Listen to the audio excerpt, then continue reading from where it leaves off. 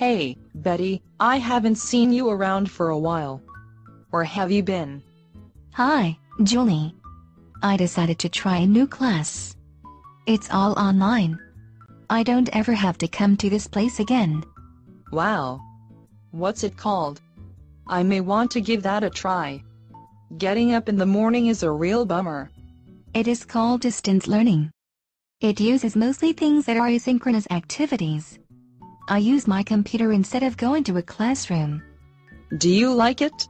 It has its ups and downs.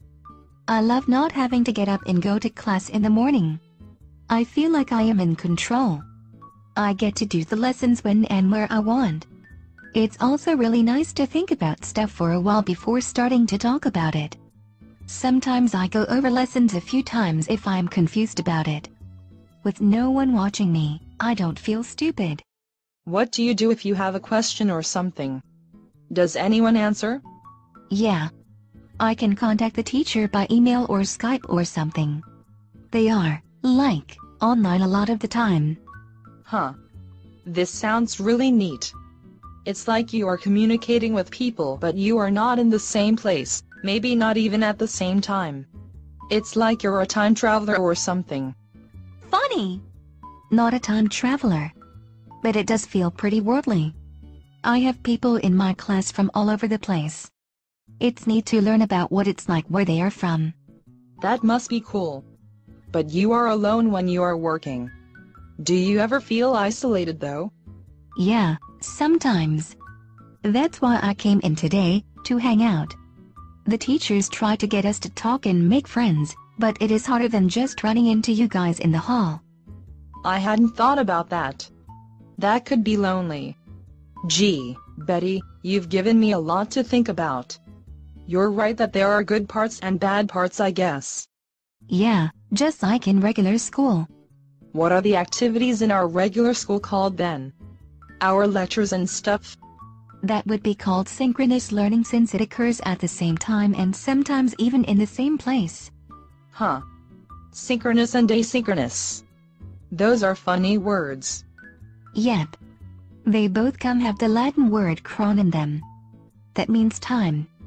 Syn means with, so synchronous means with time.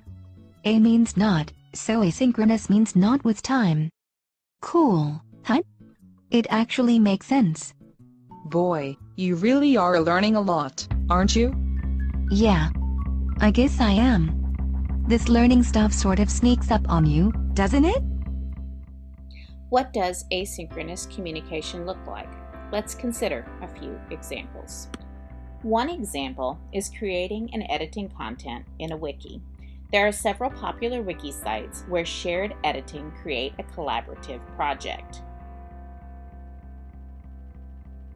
You can read a regular book or an ebook. This can occur in a variety of settings, such as an airplane where you are separated from other readers.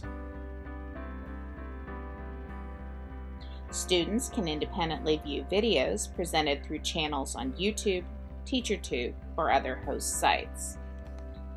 One way is to journal or to create an online reflection with blogging. There are some very interesting blog sites where you can view this type of material. Students can prepare projects for online viewing by their classmates. There are a wide variety of sites that provide this option. You could complete a presentation using Prezi, a poster in Glogster, or even design a digital timeline. Communication that can wait for a convenient time for a recipient's response could happen with email, texting, or instant messaging. How does synchronous communication differ from this? What does this type of communication look like? Synchronous communication could happen around a campfire, in a classroom, at a concert, in a conference room, a sporting event, or even a video conference.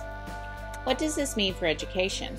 Differentiation, individualization, repetition, remediation, acceleration, freedom for time, for place, and for global interaction.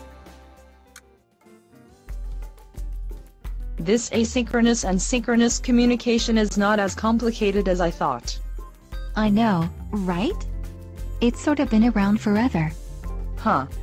What do you mean? Well, think about it for a minute. Even before computers and technology and stuff, there were ways to communicate both synchronously and asynchronously. I don't know, Betty. I thought this was all about technology. Well, sure, that's how we see it now. But even old stuff fits the idea. Think about a letter. You know, snail mail. That's an example of asynchronous communication. You're right, it is. Even cavemen did both. They had cave paintings that could be asynchronous, but sitting around storytelling could be synchronous. I think I'm beginning to see what you mean. Absolutely.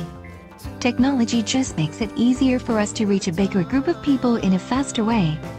That's the cool part. I can really see good parts in both synchronous and asynchronous communication. Yeah, I think it is like a lot of stuff.